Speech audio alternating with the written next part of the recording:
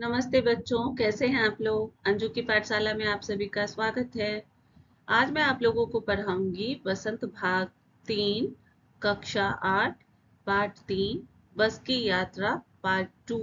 Part 1 already हो चुका है। क्योंकि ये सेकंड पार्ट है इसलिए मैं रिकॉल करा रही हूँ।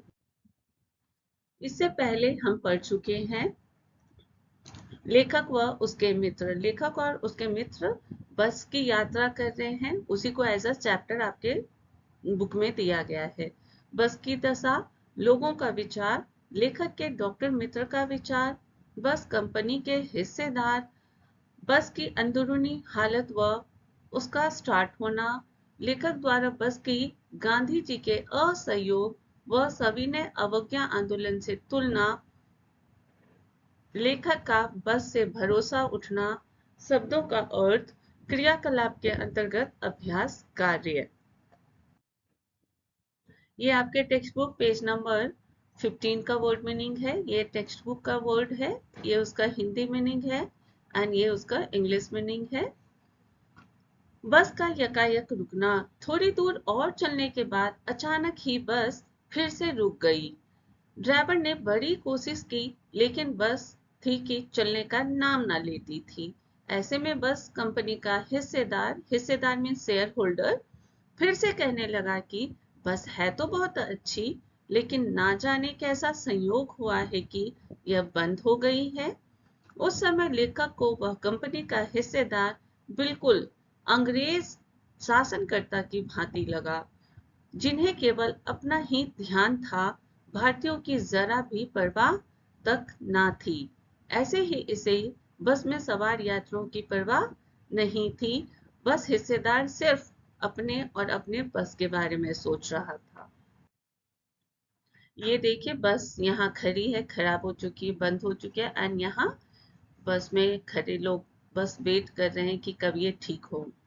हल्की छिटकी चांदनी में लेखक को वृक्षों की छाया में खड़ी बस बड़ी ही लाचार हालत में लग रही थी।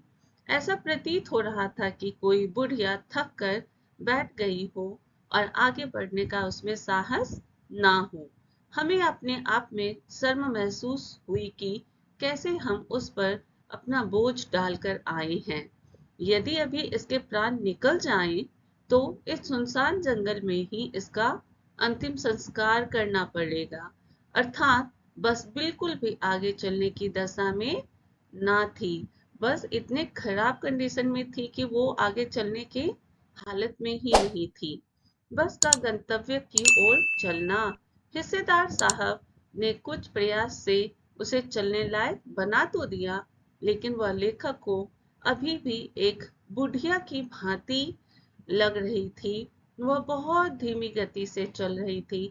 ऐसा जान पड़ता था कि बुढ़ापे के कारण उसकी आंखों की रोशनी कम हो गई है और वह सड़क पर धीरे धीरे रेंग रही है। जैसे देखिए, ये बूढ़ी और लेडी का पिक्चर है। ये एक सहारे के थ्रू चल रही है और बहुत धीमी गति में चल रही है। वैसे ही इस बस के साथ भी था, वो उसके सारे पार्ट पुर्जे खराब हो गए थे और वो बहुत ही स्लो मोशन में चल रही है। वो सभी वाहनों को संकेत देती हुई यही कहती प्रतीत होती कि बेटी, तुम निकल जाओ, मेरी उम्र अब तुमसे मुकाबला करने की नहीं है। लेखक बोल रहे हैं कि हमारे सामने से जो भी बस और जो भी गाड़ियां गुजरती, वो मुझे लग रहा था कि वो बस कह रही है कि अब मेरा एज, यस, उम्र आयु नहीं है कि मैं तुम्हारे साथ कंपटीशन करूं, इसलिए तुम चली जाओ, मैं आराम से आऊंगी। ये बस का टायर पंचर होना, देखिए बस का टायर पंचर हो गया है, इसलिए मैं ये पिक्चर लगाई हूँ। बस एक पुलिया मीन्स ब्रिज को पार कर रही थी कि अचानक ही उसका एक टायर बैठ गया। वह जोर से हिलकर रुक गई। यदि बस थोड़ी भी स्पीड में चल रही होती तो उछलकर नाले में गिर जाती। लेखक ने पहली बार कंपनी के हिस्सेदार को आदर भाव से देखा और यह एहसास दिलाने का प्रयत्न किया कि टायरों की इतनी खराब हालत के बावजूद वे यात्रियों की जान पर खेलकर उन्हें बस में सफर करवा रहे हैं। ये आपके टेक्स्ट बुक पेज नंबर 15 का वर्ड मीनिंग है, तो आप अपने बुक में मार्क कर सकते हैं। ये आपके टेक्स्ट बुक का वर्ड है, ये उसका हिंदी मीनिंग है एंड ये उसका इंग्लिश मीनिंग है। ये देखिए बस जो है बूढ़ी की तरह बैठी एकदम लाचार है, उसके टायर पंचर हो गए, उसका सब खराब हो चुका है, फिर भी हिस्सेदार जो है उसे चला रहा है। ये आपके टेक्स्ट बुक पेज नंबर 16 का वर्ड मीनिंग है। बस कंपनी के हिस्सेदार का महान लगना। लेखक को बस कंपनी का हिस्सेदार, हिस्सेदार में अभी आपको बताई शेयर होल्डर, महान व्यक्तित्व का लग रहा था। लेखक ने सोचा कि इसे तो किसी क्रांतिकारी आंदोलन का नेता होना चाहिए, लीडर होना चाहिए, जो केवल अपनी विचारधारा से लोगों को अपने पीछे चलाता है। उसे दूसरे की भावनाओं से कुछ लेना देना नहीं होता। लेखक सोचने लगा कि यदि बस नाले में गिर जाती तो हम सब मारे जाते। ऐसे में देवता भी शायद इस व्यक्ति का स्वागत करते और कहते कि यह वह महान आदमी है जिसने बस के टायर ना बदले लेकिन अपने प्राण दे दिए।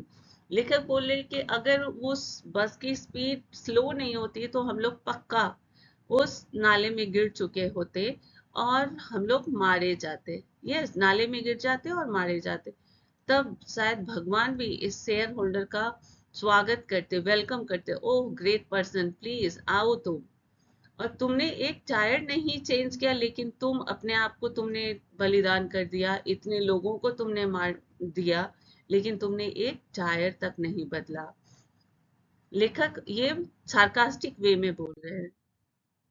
लेखक बोले एज अ लीडर, जैसे वो अपने अपनी बातों में लोगों को फंसा के और लोगों को चला रहा है, एक्चुअली बस चलने के कंडीशन में नहीं है। लेखक व उसके मित्रों का निश्चिंतता से बस में बैठना।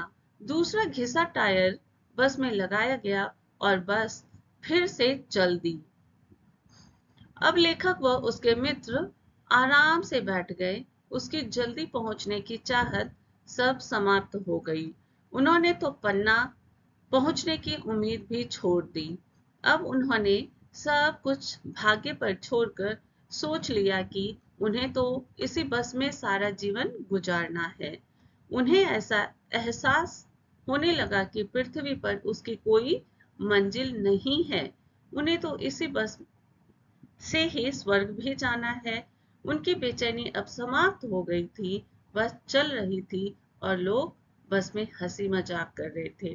तो लोगों को लेखक और लेखक के मित्र को लगने लगा बस हम किसी तरह अपने मंजिल मीन्स डेस्टिनेशन, जो हमारा है डेस्टिनेशन, वहां पहुंच जाएं।